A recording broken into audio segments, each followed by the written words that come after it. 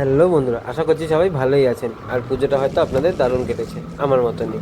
তো যেহেতু আমি পুজোতে কোনো জায়গায় বেরোতে পারিনি, তো একদিন বাইক নিয়ে বেরিয়ে পড়লাম কল্যাণী আর রানাঘাট। তো কল্যাণীতে গিয়ে আমরা এই9 স্কোয়ার আর আইটিআই মোড়ের ঠাকুরটা দেখলাম। তারপরে ওখান থেকে যাচ্ছি রানাঘাটের দিকে। এখন রানাঘাটে যাওয়ার একটাই কারণ, আগের বছর এই 125 ফুটের দুর্গাটা দেখার ইচ্ছা ছিল। তারা আগের বছর পুজোটা করতে পারেনি, তো এই বছর যেহেতু করেছে তাদেরকে সাপোর্ট দেওয়া দরকার, তাদেরকে উৎসাহ দেওয়া দরকার। যত বেশি আমরা যাব ঠাকুরটা দেখতে, তত ওনারা আরও উৎসাহ পাবে, আগামী বছরে আরও ভালো পুজো করার চেষ্টা করবে। তো ওখান থেকে ঠাকুর দেখে আমরা বেরিয়ে যাচ্ছি রানাঘাট থেকে। মাঝখানে দাঁড়িয়ে তেল ভরিয়ে নিলাম গাড়িতে, আর সকালের একটু ঘুম ভাঙানোর জন্য কফি খেয়ে নিলাম।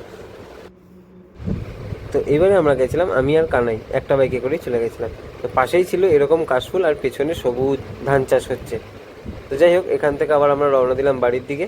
আমি অনুরোধ করবো অবশ্যই এই রানাঘাটের ঠাকুরটা ভিজিট করার জন্য, তাহলে চাষিরা আরও উৎসাহ পাবে, তারা পরের বছর আরও বেটার পুজো করার চেষ্টা করবে।